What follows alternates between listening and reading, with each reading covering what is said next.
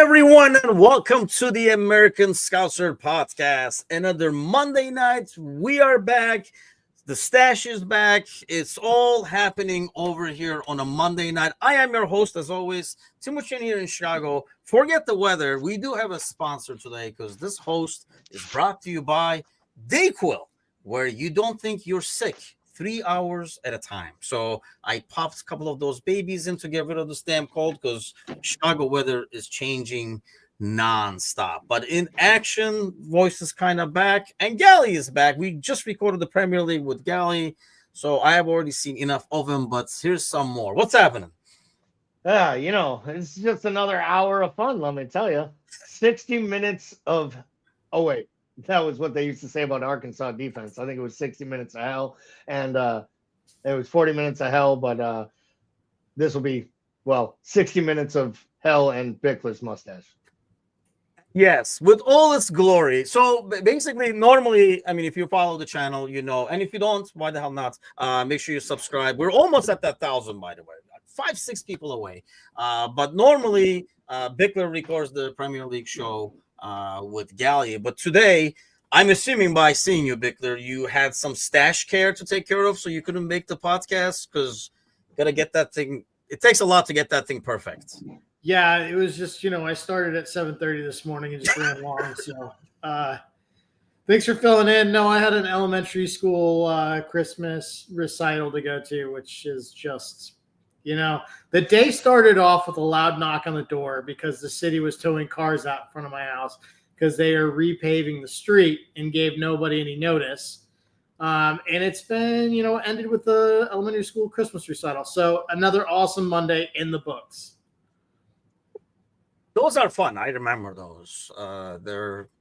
It's a lot of I think, you've been to these before. I almost feel like as an experienced parent, when it's your first kid doing it, afterwards you're like, yeah, this is just, you just show up over there and you just judge the rest of the parents is all you're doing as you're watching it kind of thing. But good times. I miss those days. BJ says greetings and apologies as everybody is gathering on over here. And what is that I hear in the background? What is that? That's right, people. I'm not going to play the whole music this time, but, it's available. It's going to come out on CD pretty soon because I know a lot of people are interested in it. Trivia time is here. So I'm going to read it direct this time because, there's a lot going on and I don't want to miss any of the wording and the trickery that goes into BJ's question over here. Okay, so here we go. Okay, in honor of the chicken shit 16-minute red card, he says, in BJ's opinion on Andy Robertson on Saturday, skipping over the Moose Cup match midweek to focus on our next Premier League opponents. So we're going with Tottenham-related question in terms of a cup-related question. Over the last 5 Premier League seasons, which 7 clubs, 4 of them are still in the league, have an image of a bird in their crest or badge? Oh, Jesus. How many seasons? See, we were expecting these follow-up questions from Bickler, but curveball. Well, I mean, I got to get this fucking right. I'm trying to listen to 1,800 things. Because he didn't really say to answer Bickler's inevitable questions, but it came from you. Last 5 seasons, so from 2021 to 24-25, 7 clubs have birds in their badge/crests. Who are these teams? Bickler, let's start with you. One at a time. Why don't we just do it together, for Christ's sake? Yeah. Why don't we just start naming them out? Let's whittle this down to 5. Liverpool and Spurs, right? So I was just going to say, we know Liverpool and Spurs. Well, we're getting there. All right. Well, it's Crystal Palace, right? Yeah.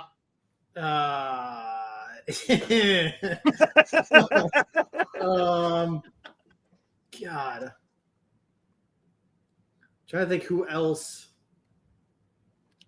Well, wait. One of them That's is really three. tricky. I'll Wait, give him that. We got 3 of them right now that are in the Premier League today, and there's only one more. Correct. So 3 of them have been relegated, Paul, and are no longer in the league. See, BJ thinks he can stop us. We can figure this out. We'll make this go right till 9 o'clock. I was trying to figure out who the 4th team is that's currently there. Okay, we got a game to talk about over here, so don't let me stop. No. We can make this. We can stretch this fucking thing out. Okay, 4th one. Let's go. That's currently. It's got to be somebody in the league. 4th one is still in the league. I thought you guys would have gotten this. This is an easy one. I mean, no, the 4th one. One of them is really tricky. I don't think you guys are gonna get that one, but we'll see. All right, I'm trying to clip. Okay, fuck it. I'll go championship. Norwich is definitely in there. Okay, Norwich is the one. Back to you, Gally. We got 4 out of 7. This is gonna piss me off. Brian is already helping you guys out, so I'll put the Brighton one in there for you guys. How the hell you guys miss Brighton is beyond me. Oh, yeah, the fucking Seagulls, of course. Actually, I was about to say Brighton. So now we're looking at championship sides. This is going to be 2 of them are going to be hard. So we got Norwich out of there. We need 2 more. 5 seasons is a lot of turnover there. Well, Norwich will be up and down, up and down. Is Swansea been in the last 5 years? I'll save you the time. Swansea's not one of the answers, so no. It's been that long. Fuck. West Brom, right? West Brom, 1 left, and this is the tricky one, to be honest. We got Norwich, Alan. We need 1 more. Brighton, Crystal Palace, Liverpool, Spurs, Norwich, West Bromwich Albion, and I don't think Cardiff's been in 5 years, have they? no. Here it comes. Is it Huddersfield? I don't know what their logo is off the top of my head, to be honest with you. Oh, it's Burnley. It's Burnley is the one. Oh, that is crazy. The bird at the top. Yeah. Get the. That's our BJ. Hence the apologies, my BJ. BJ, I appreciate your apologies. I take everything back. Yeah, Yikes! That's My God. I'm proud of one myself actually.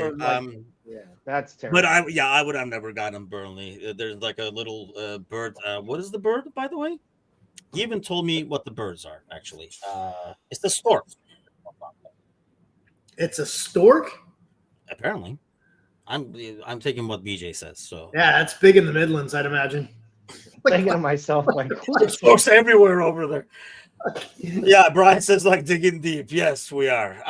But yeah, what happened to who scored the game winner against Spurs in the last second of the 2019? Okay, those questions were usually when coming from me scrambling in the last minute, looking at 11v11 for like past records and stuff like that. BJ puts more effort and thought into these questions. I missed the Steven Gerrard. I missed the Steven Gerrard questions, to be honest.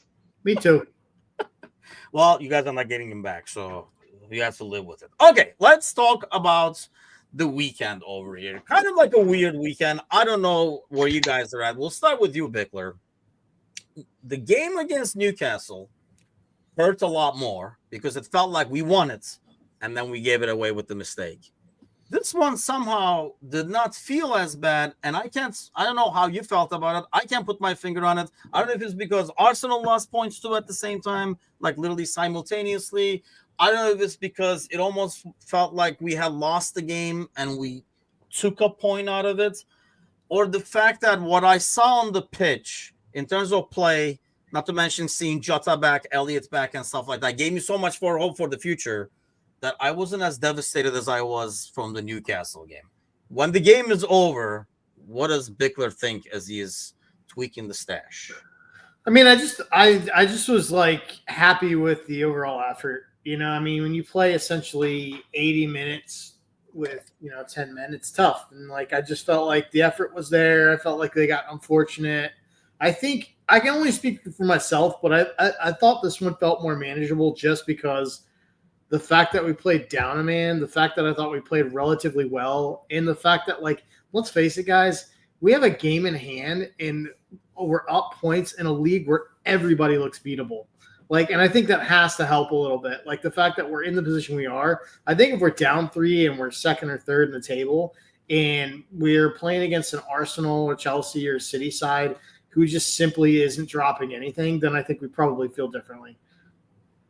Yeah, and that's why I felt like maybe them losing points didn't make it as painful and already consider kind of City out of it, which they're even more out of it. We gained another point on them somehow. But how about you, Galia? Like, the game is over. What is the first reaction that you had when it ends? Well, I think there's real. I mean, honestly, I think anytime you're down, anytime you trail in a match in the Premier League twice and you leave with points, you should feel good about it. If you do that and you played with 10 men for almost 80 minutes, and for the last 30 to 40 minutes, you outplayed the other side. And I know we'll probably get to the play of some of the Fulham players who I thought were really good at times in this match. So, I think Fulham is an underrated side. If we had dropped points to Fulham and we were playing at our operatic high, I'd probably be disappointed. And to your point, if the game ends the way the Newcastle match ended, I'd be disappointed dropping points at home. But that's a very good Fulham side that's taken points off of good sides all year, and I think could have even more points than they have right now in the table based on some of the results that they've had. So for me, I feel like you dominated a good football team with 10 men.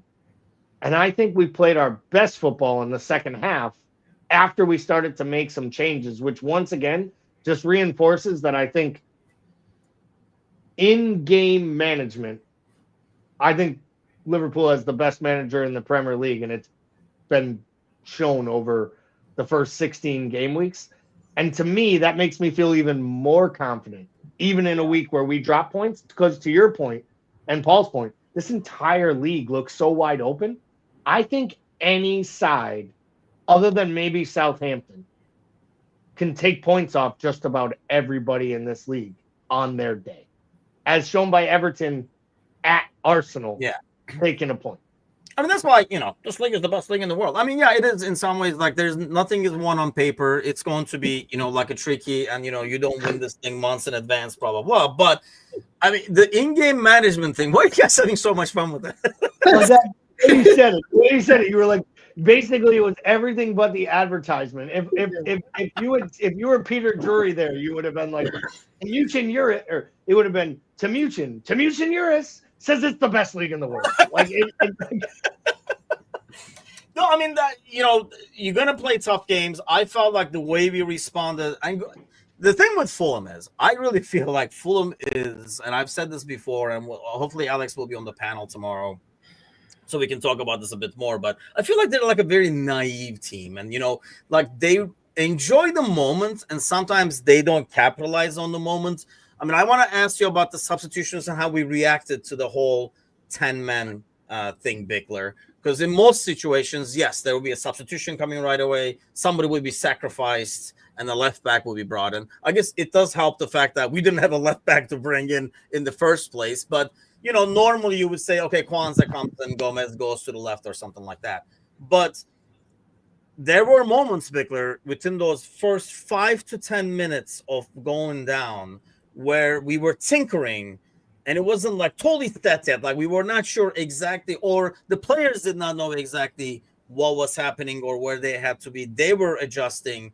And I felt like Fulham didn't capitalize, because when sometimes Fulham plays like, so this is going to be like this the rest of the game. And it never is. I watched them play against City, where they never got that second goal after getting chance after chance after chance. And then City comes back. Fulham is a good team, but this is probably their weakness. But I guess the question more to you, more than Fulham part, is the Liverpool parts. What did you make of the reaction to the substitutions, or lack of substitutions, I guess?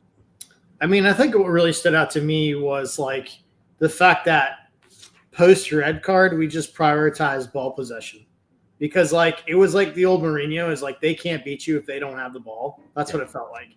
And I think like it allowed us to gel some. It took some sting, and like to your point, you made it that much more difficult for Fulham to really get on the front foot and put any sort of pressure on. I also think that like it speaks volumes to the system and how far Ryan Gravenberch has come. That like the manager says, "Oh, I'll just drop our best midfielder in possession in as a secondary center back and play out of the back." Like, I mean, he's got that kind of range and that kind of importance to the system. And once you really watched what he did, it was really, really beautiful to watch. Like how like fluent he was back there and in possession, and how he just kind of like almost orchestrated stuff out of the back the way we used to see Verge do that. And I think it's not that Verge can't, it's just that he doesn't in this system and doesn't need to. But I thought it was really like, that was like a really cool tweak to see. And then once again, throughout, I thought the substitutions he made when he made them were pretty smart and how he made them. And, you know, to Galley's original point, I think, you know, we all had ideas of you know, who we thought should have been the Liverpool manager. And I think a lot of supporters wanted the guy that just got fired in Germany. And I think that, like, you know, there was some of us that wanted the Alonso pipe dream as a former legend coming back in. And I think at the end of the day, we just really need to tip our cap to this, like, overall ownership. As much flack they get for other things, they obviously recruit, and they obviously recruit well. They got the hottest manager in the world, and Jurgen Klopp, when they needed him. And they got probably one of the most underrated tactical minds in world football that we're seeing right now in Arne Slot. Because Arne Slot is making not only big changes with the players he inherited, but, like, to Galley's point, the in-game stuff is to me what's been the most impressive. And we talked about this, like, it's almost like every little tweak has somehow worked. And I know I'm at the point where, like, in the past, and, you know, I thought, you know, like, Klopp didn't have, you know, it was more about Klopp, like, when you came out in the second half, when Klopp was there, it wasn't more about what's going to change. It was more about refocusing and getting that initial kickoff thing going again. It's like, let's go, kind of a deal. Whereas I feel like now going into a halftime, I was like, let's go to the halftime. He's going to make some changes. Things are going to look very different. There's kind of like a more of an expectation to that. I mean, Shelton says, I think when the Pep conversation was happening, I know at the time when I said Pep, because it was being advertised as before, this was way before Klopp announced he was going to leave, but it was like, next one should be Pep or Stevie Gerrard kind of a thing. Right. And I think at the time, most of us, I think we were all here Pep as well. If those are the two choices, kind of thing. Well, if those are the two options, I mean, if you give me the option of a JV coach or someone who's learned under the best manager in 30 years at the club, I'll want the JV coach. But I mean, I'll want the guy who learned under the top coach. But I think if you start looking at this, I think, to me, to Paul's point, you know, the second half substitutions were great. But you asked to mention, like, what changed after the red card, right? I was waiting. I was thinking, like, is he going to make a move? Is he going to sacrifice an attacker and bring on a defender? This is what I think is what's so special about him. He knew who and where on the pitch he could shift people around based on his overall system. And he knew if I drop Gravenberch back, you know, when out of possession into that center back role, and when in possession he steps back forward, all I need to do is make sure that Jones and Szoboszlai do a little bit more to cover a little bit more space. And for me, when we went down to 10 men, Gravenberch was imperious. But I think what will get lost in it is I think Szoboszlai and Jones were so fucking good from the moment we went down to 10 men. They were each playing almost like a position and a half each in the midfield, which allowed those attacking players to still keep pushing forward towards Fulham. And I mean, I forget who the color commentator was, the announcer on the match, but they kept saying, like, you know, Liverpool's on the front foot here. Liverpool's really on the front foot. Like, we ended that half. Everyone talks about how well we looked in the second half. I thought we looked great at the end of the first half. The last 10, 15 minutes of the first half, I thought we almost took the air out of Fulham. And I know Robinson made the comment that at times in the second half, he was hard-pressed to believe they weren't the side down a man. because somehow Liverpool had someone everywhere. And to me, that speaks to the adjustments made by Schlott to move players around and tactically keep players in certain positions on the pitch to put pressure on Fulham, basically based on what they were trying to do to play against our 10 men, which is like everything the opposite of what we watched 9 years of Jurgen Klopp be like, yeah, I don't have to change anything that I do. We'll just do what we do, and we'll see what the final score is. And often we lost those games when we were in these types of situations. I mean, the thing is, I felt like, there was like 5 to 10 minutes after the red card. After that, once we got comfortable, it was, if anybody turned that game on in the second half, and if I didn't tell you, I don't think you knew that Liverpool was a man down. And that does go back to, obviously Slott's adjustment. I think it's a smart move to pick Gravenberg out of that gang, right? But you got to, like, going back to what you were saying, Gally, especially Szoboszlai's running was like ridiculous, like everyone. And that's why, one of the rare times he couldn't do the entire 90, I think, because he did play like a guy and a half, and Curtis Jones as well, because you're basically making them cover another like 33% of that midfield over there. So there is that much running to do. I thought that was extremely impressive. The irony is, the next day, funny you mentioned Mourinho, the next morning, I watched Fenerbahce up 1-0 with 11 players playing against a team that was 10, and you couldn't tell who was 10 there. So it like totally, my world turned upside down that way. Thank God they won at the end. But going back to, let's talk about how we got there in the first place, right? We go 1-0, and then we get the red card over there. How much of a concern is that now? Obviously there's a lot of talk, and I just saw a post, and I'm maturing over here. I saw a post. This is me maturing over here, Bickler, in social media. I started typing, and I was like, you know what? It's not even fucking worth my time. In terms of, like, it was like supposed to be a joke about Liverpool wanted the Robertson suspension to be 3 games because saw that one important stuff like that. You know what? Go fuck yourself. I mean, that's the only thing I can say. Someone wrote that they wanted it to be 3 games because we don't want to play. That was supposed to be the joke, like Liverpool. Like normally they do it for like United and stuff like that. Like they wanted Maguire, like the league wanted the things so Maguire can play after a red card and stuff. And I was like, you know what? Then the same jackass will be here in 2 months in the offseason complaining about player loyalty and stuff like that. And I'm not disagreeing that Robertson is not the old Robertson, has lost a step and stuff like that. We can talk that, but to rip on your guy that harsh, it's just like, I don't know, it just annoyed the hell out of me. But as I'm maturing, I started typing, then I was like, you know what? It's not fucking worth it, because I'm going to get notifications for a response or whatever. I'm not going to do it. You do you, I do me kind of a thing. But let's do talk about Robertson without, because I'm not saying players should not be criticized if they do not perform well.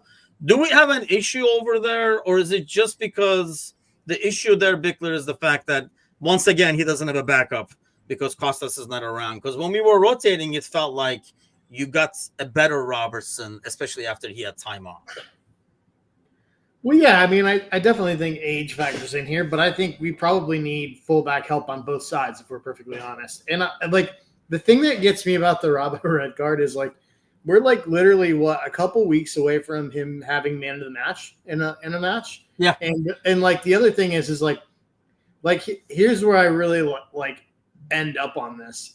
At the end of the day, that is a red card that prime Robbo gets, because dude, his first touch has always been fucking terrible. Dude, I knew as that ball was coming in, I'm like, no, and it freaking bounced that way. He's done that his entire fucking career. And that's the thing. I know, the penalty he gave up and stuff like that. He's definitely not the same Robertson, Gally. And,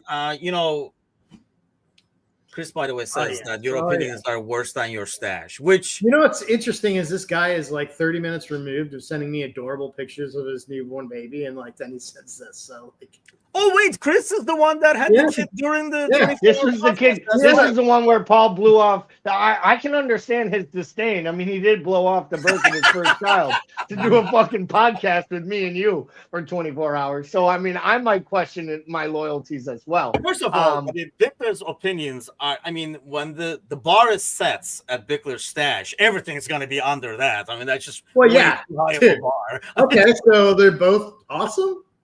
Yeah, exactly. But We so appreciate going back you, to Chris. Robertson. I mean, I think I was never like comfortable with Costas too, because Brian Shelton says no knee-jerk reaction, but we've been in need for a left back for over a year. I mean, he's one of those guys similar to Fabinho and Henderson that we ran into the ground playing him every single freaking game. I mean, we joked about anything but Costas when Klopp was over here, like he would never play and stuff like that. I mean, that's part of the reason. But is it ultimately not the fit, or in an ideal scenario? Let me ask you that, Gally. What would you like to see with the left back? Because I do get different opinions about this. Let's say 6 months from now, where do you want to be on the left back situation? I think there's a two-parter here. One, is it fair that Robertson is being asked to do everything at 30 years old that he was trying to do at 26, 27? No. Is it unfair that he plays every minute for his country, plays big boy minutes for his country because he's captain and it means so much and they ask him to do everything and then he tries to do it here? I don't think that's fair either. The other thing is part of the reason why it's so hard to watch 30-year-old Andy Robertson right now is because, unfortunately, the backup isn't fit and available to be there to give him any reprieve. So I guess my stance is the club needs to think about a long-term replacement solution for left back. I don't know if that means you buy his replacement this summer and you sell him. I don't know if you buy his replacement and you hope that you rotate him with him, right? Like, it depends. But that's what what you're I'm buying. asking. Like, what would you like to see in an ideal Galley world of yours? I think it's a young. No, listen. Ideal, you go get Alphonso Davies from Bayern Munich and you get one of the best 5 left backs in the world and you stop him from going to Real Madrid. He's on a free transfer and he's your left back for the next 5-6 years. Like, to me, that's an ideal scenario. He's under 25 years old. He's in the player profile, right? He's North American. So all the freaking people who hate FSG can say they just want to market a Canadian. Like, you know, all the things that we hear about, like, right? Things you'll Anytime never hear again for 500, Alex. Right? Exactly. That's one option. I'm saying Alphonso Davies would be one option. Second option would probably be someone like the Kirkez kid that we've talked about. I watched him today a little bit in that West Ham game against Bournemouth. You can see why people like him. He's tactical. He's defense-minded. He's aggressive, but he can go forward. He can create. Here's the thing. I still don't believe we know what this manager wants out of fullbacks because he's still using a half Jurgen hybrid of his own tactics. And until I truly know what they want from their fullbacks, I question whether or not we know how to like build the squad moving forward. Because to me, it feels like he doesn't want marauding fullbacks that go forward and ping balls all over the world. He wants them to be a little bit more reserved, create some width, and add to the attack and not be the focal point of the attack. And I think Robertson and Trent consistently move into spaces I don't think Schlott actually wants in his overall formation. I could be totally wrong. But that's how I see it. I mean, we talked about that before. Like, we don't know. Like, is this basically he's making the best dish out of all the ingredients he has? It's like a episode of Chopped over there, or like, you know, is this what he wants in the first place? I mean, Bickler, ultimately though, would you? Because in my ideal scenario, I do not feel comfortable when I see Costas in the starting lineup. I mean, I'm not hating on him, but you guys know me. I mean, you don't feel comfortable. You don't feel comfortable the fact that he lives in Liverpool. Let's be real. I just don't feel comfortable with him. I think he's done a lot better this year, but I mean, he's always prone for an error and stuff. So I don't say, oh, good, Costas is starting, for example.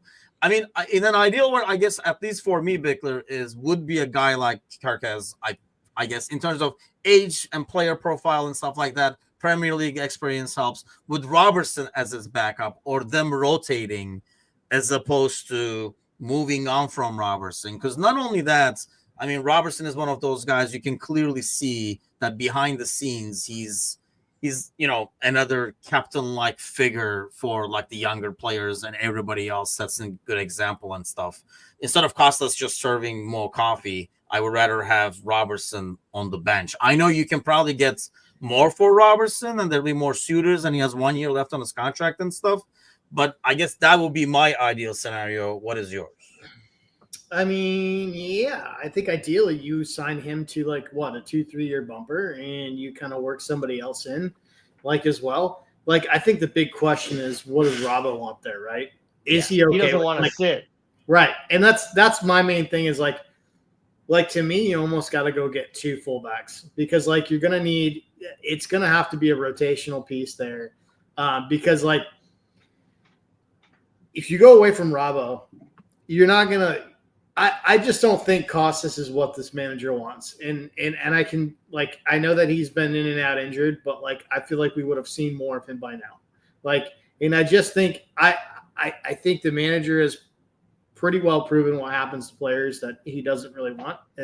And I just get that feeling from him. So if you're going away from Costas and you got Robbo on the back end of a 1 year deal and he's not going to want to cede minutes and start rotating more, given his age, then I think you don't really have a choice. I think you almost have to go get 2, to some extent. Or if you've got an academy player, everybody's throwing Norris around. I'm not sure it is Norris. I think it's just people are throwing that around because everybody else is loaned out right now. So I think you got to kind of see if you're going to go on the market, get a fullback and then have an academy piece behind it, rotate in. You could do that. I just don't know. But I'm with you guys where I just don't know if Robbo long term can hold up and do this job the way that Arne Slot's going to want this thing to happen. And I also don't, as much as I love Costas personally, I just don't think that he's the answer for the side. I don't think he's good enough defensively to do what needs to be done in the system. But we talked about this in the past. I mean, the only, I guess, case you can make for Costas that maybe we don't know, right? We assume Robbo would want to play and have a main role in a team rather than stay at Liverpool, but maybe in a less of a role. I mean, we saw what happened with Henderson. I mean, we talked about, for example, Divock in the past, right? You do need some guys in the squad that are okay with being the backup. I guess the only thing that counts against Costas that we didn't have with, for example, Divock and stuff like that is he only plays one position.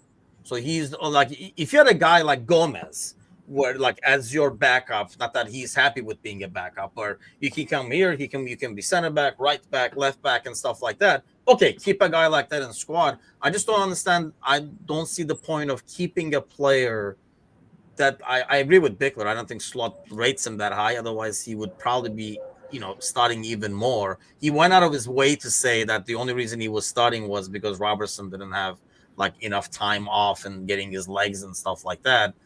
Is there a value to keeping a guy like Costas just because, he's on the cheap and he's okay with being a backup? Clearly. Well, I think he's proven already he is okay with collecting a paycheck, living in Liverpool, and being Mo Salah's best friend.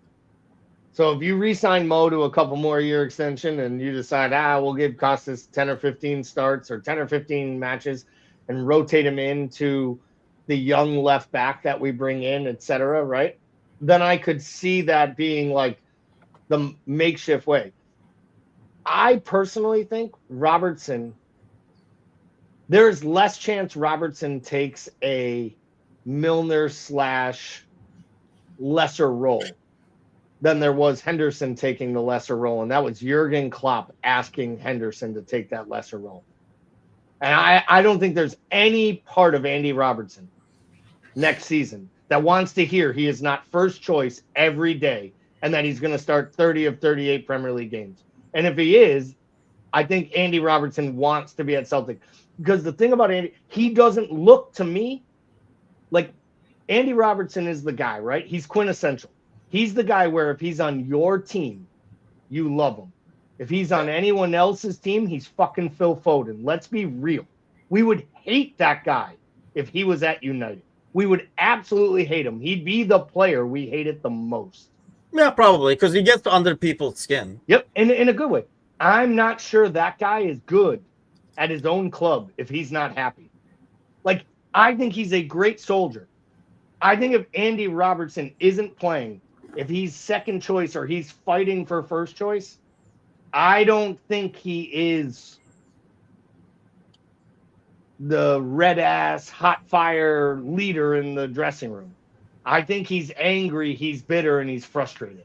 And I don't think that's what you want in a side that's turning to the next chapter. I think this side needs to turn the corner.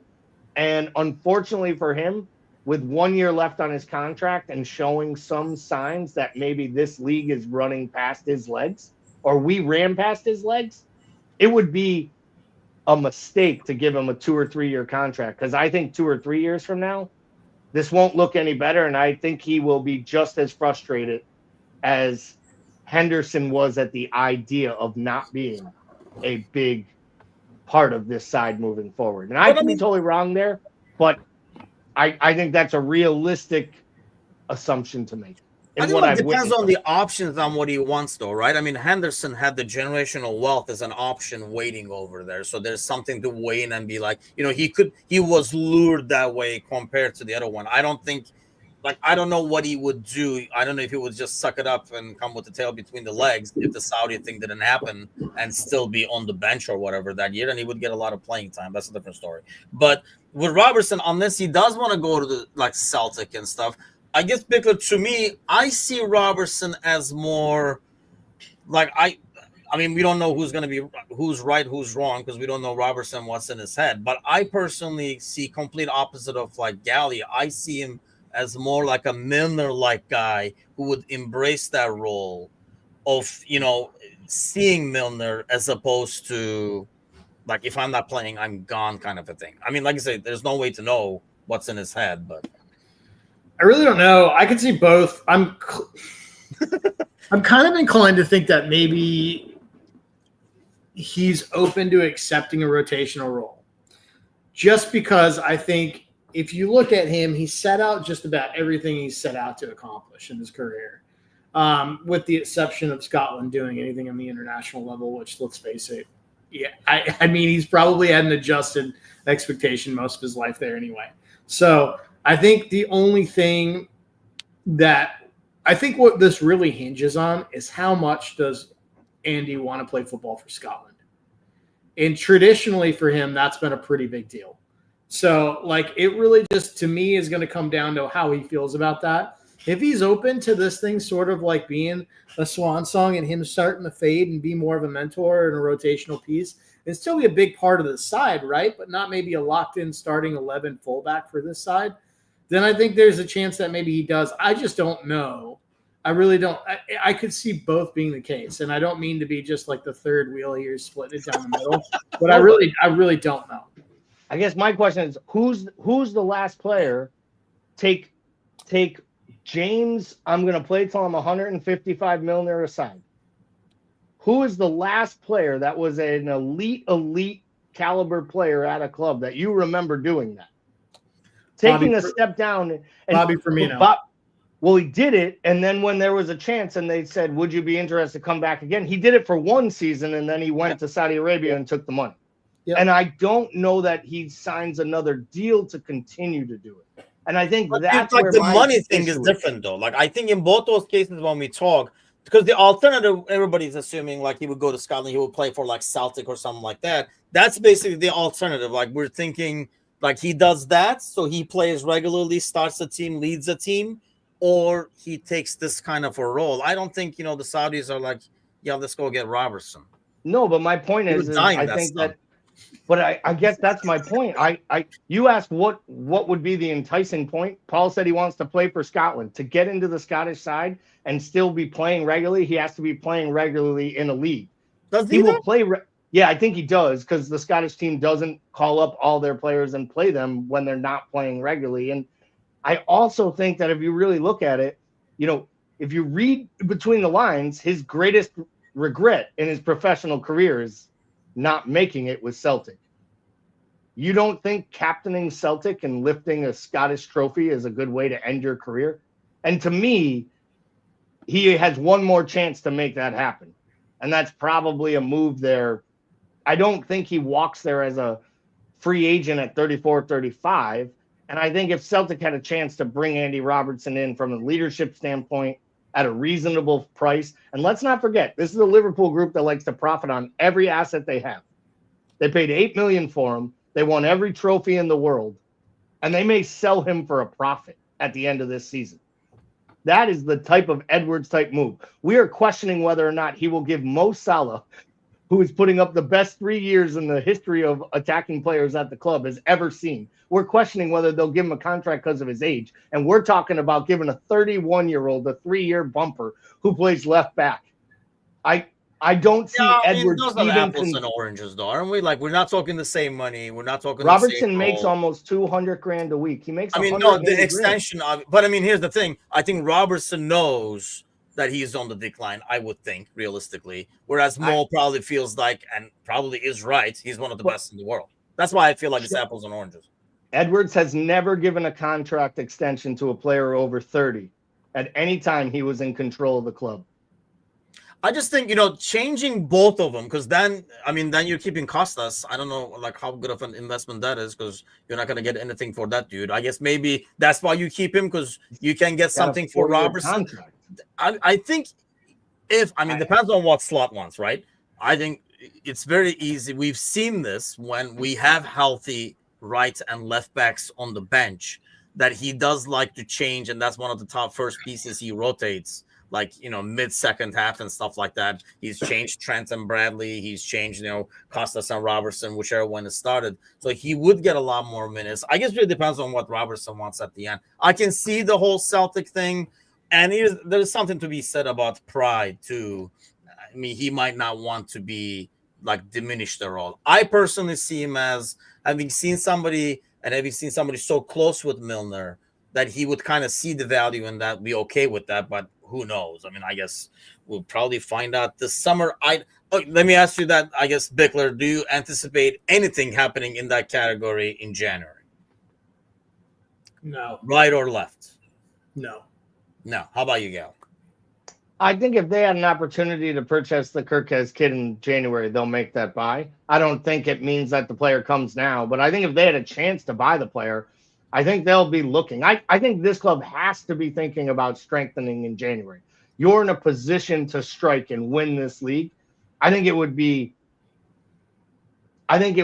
derelict to the duties of FSG to not buy a player or two in January. I'm not talking about huge buys, but I think you should be augmenting this squad in January for the pieces that are needed to get over the line. And I think those pieces should be with an eyeball on the long term. And I think a left back would make a lot of sense. Yeah, I mean, get Kirkes and Zubimendi in January, everybody will have the biggest heart on. So let's get to midweek over here. Speaking of rotation and people coming back, obviously, like I mentioned, like Jota, it was great to see him back. It's probably the guy that we have to protect more than anybody else. And then it's great to see Harvey back in action. This Wednesday's game, Bickler, how much of a rotation? We've talked about this before. It's kind of changed now because there isn't as much depth in the back line.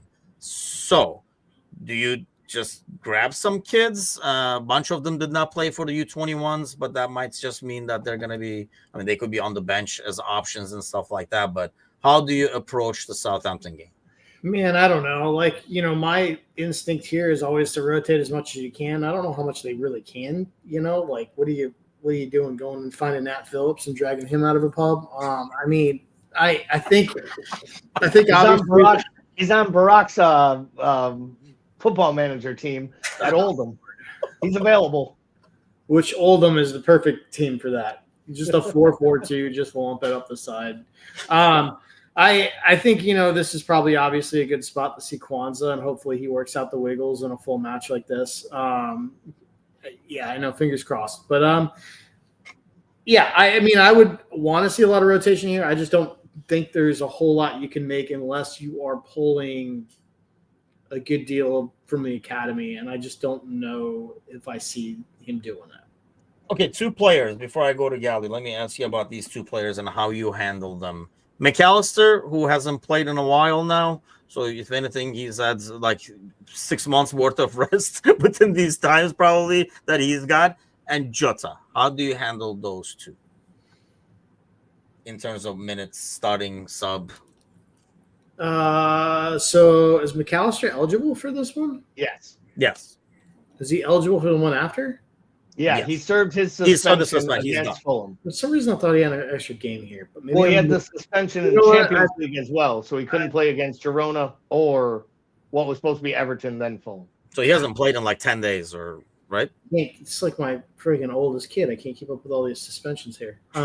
So like, I think what I'm probably doing here, I think you're gonna have to play McAllister most of these minutes. I think. I just don't know if there's enough pieces to come in and rotate. So I think you kind of have to, especially because like the last thing I want to see him do is run out Gravenberch here, who like is desperately in need of some sort of rest. Yeah, I mean Gravenberch. I mean, having seen Szoboszlai, I almost feel like he would probably, but you got to get Jota some minutes. And I think Brian Shelton was saying like Mecca has to play Jota as a sub.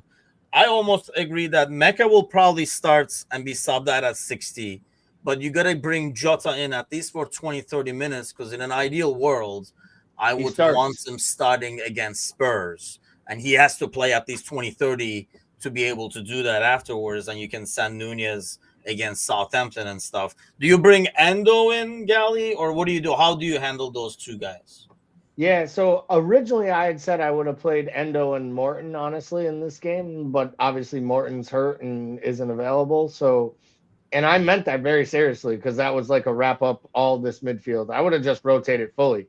I think McAllister starts. I would start Endo. I'd start Endo at the base. I'd start McAllister, and I think I'd start Harvey. And I'd give Szoboszlai and Jones real big boy minutes to rest.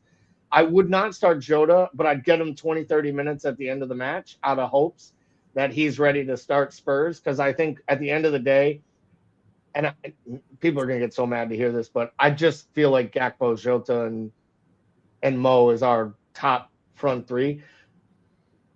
I think Mo's going to start. I hate the idea of it, but I genuinely believe Mo's going to start on the right. That's the one thing I think you can just pencil in. I'd start that midfield, and in the back, I think it picks itself. I think it's Kelleher and Net. I think it's Virgil and Virgil and Kwanzaa at center backs, and it's Gomez and Trent at the fullback positions because you don't have anything else. It doesn't make me feel good about it, to be honest. And then whatever you want to do on the left, start Gakpo. Maybe start Diaz if your plan is to start Gakpo against Spurs. But I think you put Nunez through the middle. I know Dan's didn't play and other kids didn't play. I still feel like you need to get minutes for Darwin, and you're not going to start him anytime soon. And I'd also make sure that I get 15, 20 minutes for Chiesa to come on for Mo to get some minutes in his leg, hopefully late. That's why I think Mo starts as well, and then you bring Chiesa for like 20, 25 and stuff like that. I mean, I don't know. Like, I hope it doesn't. How the game is going doesn't change these decisions, but we don't know how Slot's gonna handle that. Timuchin, would you rather have Costas at left back and Gomez at center back, or Gomez at left back and Kwanzaa at center back? Oof. Right now, I definitely take Costas and Gomez. Right now. Yeah, right now that kid's a shell of himself. Costas and Gomez. But here's the thing: you got to get Kwanzaa out there one way or the other. And I mean, I don't know. We didn't talk about it, but there was a lot of like second guessing afterwards. I thought that was like a smart tactical move to bring Kwanzaa in and shift Gomez and stuff like that at the time. And I mean, he's not going to anticipate Kwanzaa making an error. I feel bad for the kid because I feel like it's in his head now. But the only way, I mean, I know what you think, Bickler, but the only way to get that out of your head, unfortunately, is to play. Yep.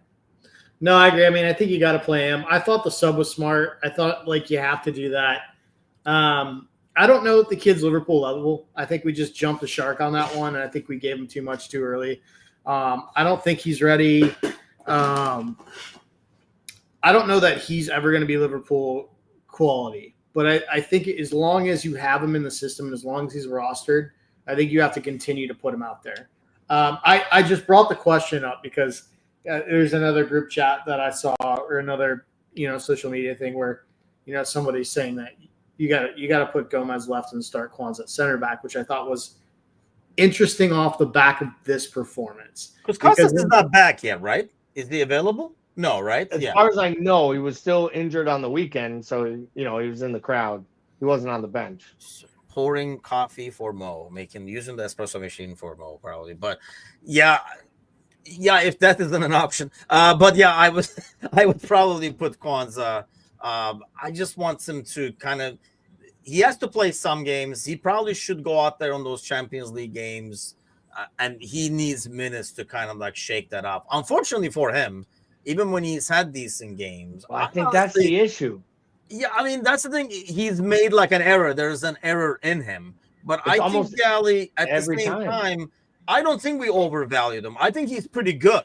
He's young, and when shit gets in your head young, I think it's too early to kind of call it off on him.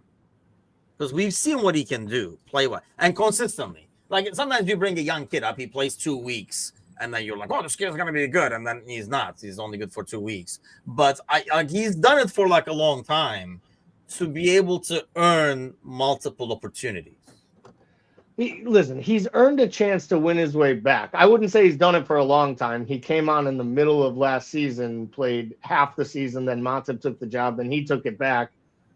And then he made all the dumb comments. And I've saw people talk about this both online and in Discord. You realize it all started to go downhill from him when he announced he was going to take Matip's job. And Matip admitted he didn't like hearing it from a teenage kid, that he's here to take his job and stop him from playing. Gomez flat out said, like, I don't understand why I'm competing with a teenager who hasn't done anything in this game. Like, I think there's some cracks there. And then I think when you respond the way he did to getting yanked after the 45 minutes, and we can all give our opinion on whether we like that move by the manager or not. But it clearly worked because Konate was one of the best players the second half, and it responded. The whole team responded to it. And then Konate went on a run that made us, in my opinion, this great defensive presence we have started when Konate started to run it. And the goals that we started to just quietly leak in, 1 here, 2 there, came right around that Real Madrid game where Kwanzaa got injured. Where Konate went out. And I think we're missing Konate a lot more than we realize, as good as Gomez has been. I have a problem with the fact that every time we brought in Kwanzaa since, he hasn't even been able to put in an assured performance, let alone one that looks like he even has enough confidence to be playing. And that mistake against Fulham can't happen in that spot with 10 men when you're brought on for fresh legs and to give defensive stability. And I understand it's in his head, and he's a teenager, but there's other teenagers at his age playing at just as big of clubs and just the biggest spots. And they make mistakes too. And I can take the errors. I have been less than impressed with the response to them. And to that, I'm more or less lining up with Paul here. I think mentally he doesn't have it in him. And I think you prove that sometimes at a younger or middle age. And I don't think that changes. I think he is probably more along the lines of the next tier down than an elite European club. And maybe he was good enough for the Liverpool we were last year. I don't think he's good enough for the Liverpool we want to be this year and the one moving forward. Yeah, I don't know. I personally think that that's extremely harsh on the kid. Because first of all, what he's done so far, I think you guys are you're like really diminishing like what he did last year. I mean, heck, we don't know. I guess here's the thing: we don't know if Konate did not start the season because he, similar to Robertson, that's why Costas was playing more, or did actually initially Kwanzaa win the job for him? We don't know yet. I assume it was more to bring Konate along slowly. It was always Konate's job. But last year he put on, until that United gaffe, he was putting solid performances after. He was, how many times did we even say he was actually the better center back and stuff, playing along Van Dijk? And I know I understand the mistakes and his reaction. I get that part of it, but that goes back to being young. You don't move away from a young center back because they made 2-3 mistakes. Unfortunately for him, I guess that's the problem, Bickler. Sometimes you make mistakes, but then you kind of get away with it, right? Unfortunately for him, his mistakes have always been like ended up being costly, always ends up resulting in a goal, which doesn't help the case because you don't learn from that mistake, then you kind of almost get punished from that mistake. Well, I think the biggest challenge that he has is it's very difficult to find a rhythm and form at all if you're getting spot minutes. And I think that's going to be his biggest struggle. I mean, if you remember back when we used to really talk about Joe Gomez as a center back a lot, we used to talk about the fact that the thing that killed you with Joe is that he had 2 great performances and then he had 2 shit performances. And it was just up and down and he yo-yoed so hard. And so like the thing with Joe though is at least he had runs of games that he was getting, right? Like maybe it was like 6 or 7 starts in a row. Something would happen, he'd come back, Matip would step in, get 6 or 7 games in a row, and we'd do that whole song and dance, rinse and repeat. I think we're in a situation right now that like Kwanzaa hasn't really either earned the faith to get those 6 or 7 starts back yet, or he just hasn't fallen far enough up the ladder to get those yet. So, I mean, and I think this is going to come back to one of these things that we're going to see with Arne Slot. I think Arne Slot kind of I think he's got a little bit of a tighter leash. And I think like if he doesn't see what he needs to see, I think he's fine just not giving somebody minutes. And I think that's a little bit different from what we've seen over the last decade. Yeah, I mean, that's why I think he has opportunities now. I mean, like I say, the Champions League games and stuff like that, I would use him there and I would throw him out there because he can afford to make all the mistakes he wants, kind of a deal in those situations. Because you gotta play as a defender, especially as a center back. He's got to play to kind of earn that confidence back. I guess the biggest question is like the confidence of his teammates on him more than everything else. Like, the Van Dijk and stuff like that. I mean, like the midfielders in front of him. How much confidence do they have in him more than the confidence he has in himself? I'm sure they love him. My point is it's not easy in professional sports to go. Let's assume he was the starting center back to start the season. He won the job coming out of preseason. It's hard to fall from 4 to 1 or from 1 to 4, 2 to 4 and work your way back up when given minutes, you don't even look confident enough to complete passes. And let's be real. These aren't just defensive mistakes. I mean, he had that. You can't kick a ball out for a corner kick down 10 men after giving up a goal. I mean, when he squares the ball back to Ali yesterday and kicks it out. Yeah, that was just, I mean, that's what I'm saying, though. That's when you knew his head is gone. Like, his confidence and head is, like, just gone. Because that move by himself says that. But we've seen Gomez do that, too. I know, but do you think that is going to instill in a manager more confidence? Because to me, what I think more confidence doesn't mean you give up on them. Because we've seen the same shit from Gomez. Gomez literally passed a goal into the net, pretty much made the assist. What was that, last year, 2 years ago? I mean, Gomez had some like bonehead errors too, and people wanted to write him off.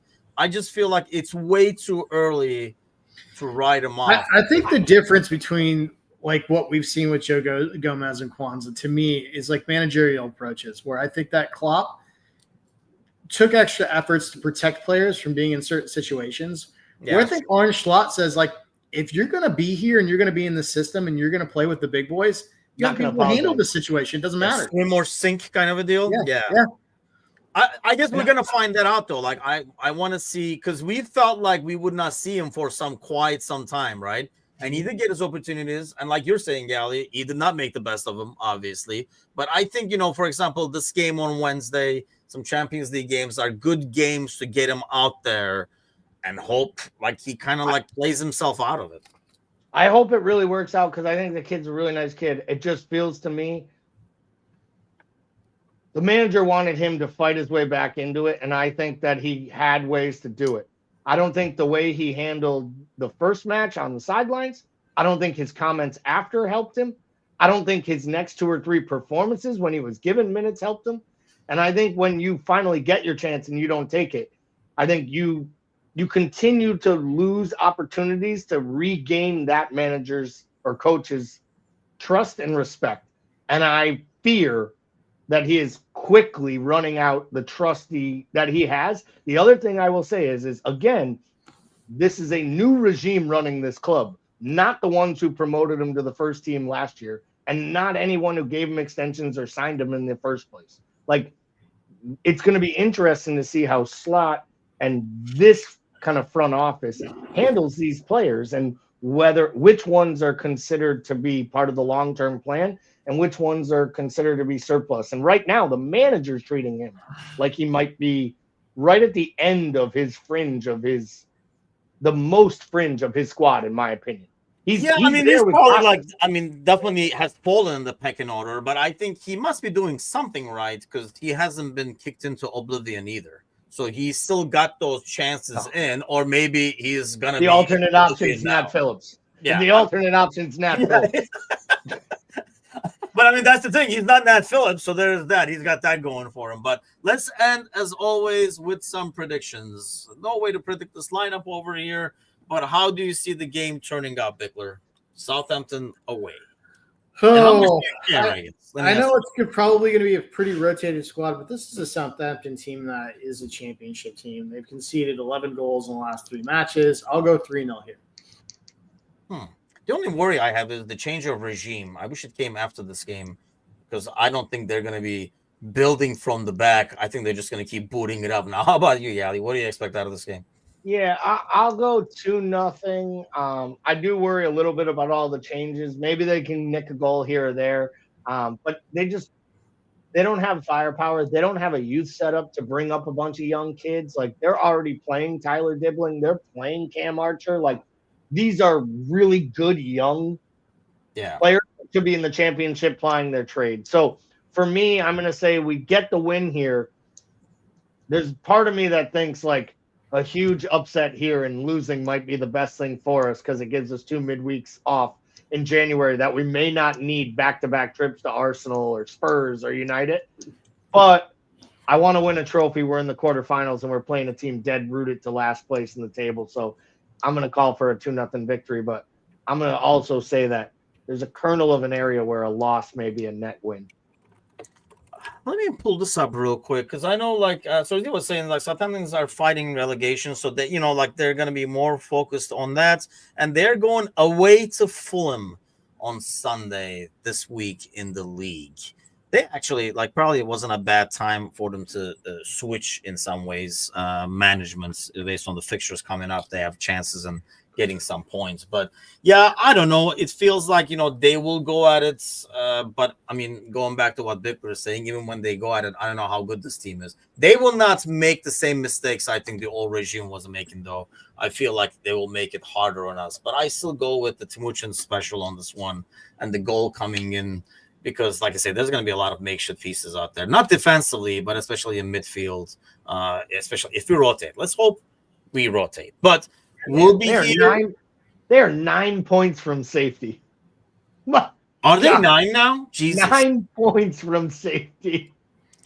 Yeah, I mean, and that's the thing, you know, forget the 9 points from safety. I mean, when you look, it sounds even worse when you've only gotten 5 points in 16 games. So like they have to be already budgeting for next year on the championship drop. Like they have to be. Like, yeah, that's true. Anybody? Would you like anybody from Southampton in January? In January? No. Because I mean, in 2-3, we think with 2-3 more games, that 9 points is going to be like I say, making up 9 points for a team that's only gotten 5 points from 16 is a little tricky. So like they've got some nice pieces, but like I mean, I think the guys you'd want you couldn't get. Like you'd want a Tyler Dibbling. You're not going to get Tyler Dibbling because he's worth that to them. I could see like, you know, would it interest really? I actually really like their left winger, but we've already got 9. So. Yeah, it would be. Yeah, I just hope we do. I know what you're saying, Gali, in terms of like I wouldn't be devastated, I guess, if we lost. But a trophy is a trophy, and you're already in the quarterfinal, so why the hell not? Might as well. I mean, it's like a very winnable fixture that you got in as well, and you eliminating some, you know, like tougher opponents at the same level with like Spurs playing United and stuff like that. Plus winning breeds winning. Games. Yeah, just win it, keep going. what I like about these is get a guy like Elliott's a start. Like get these guys some minutes. But of course, we're saying that now where the depth is there, especially in midfield and up top. We're not saying that for defense. Let's hope it doesn't flip in January when we have those fixtures. But I'll be back tomorrow night with the panel. Let's get their input. It should be interesting with especially Fulham United. There's a lot to talk about. But and the Premier League show will be airing tomorrow. So it'll come out early tomorrow morning, probably 7:30, 8 a.m. It'll go out on YouTube, and then we'll have shorter videos, segmented videos released throughout the week. And then we have more shows coming up this week, and then we'll get back at it for pre-match shows next weekend against Spurs. All you got to do is like and subscribe. And as he would say, subscribe, smash that like button. Smash that like button. Yes, every thumbs up over there. Really. All we need now is a like and subscribe, shave that fucking mustache. If we can get one of those drops, we'd have everything we need. Victor, you got to sacrifice the stash somehow. Like, when we get to this number, the stash goes away or something like that.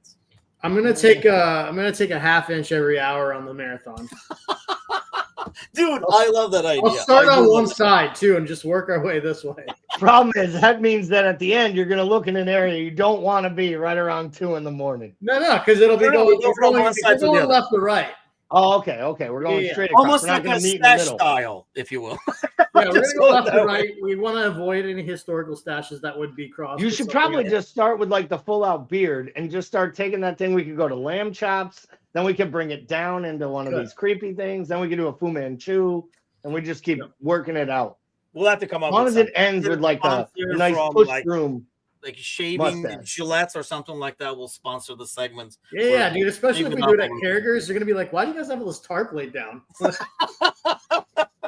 But hey, thanks for joining us today. Have a great week, everybody, and we'll see you guys next week.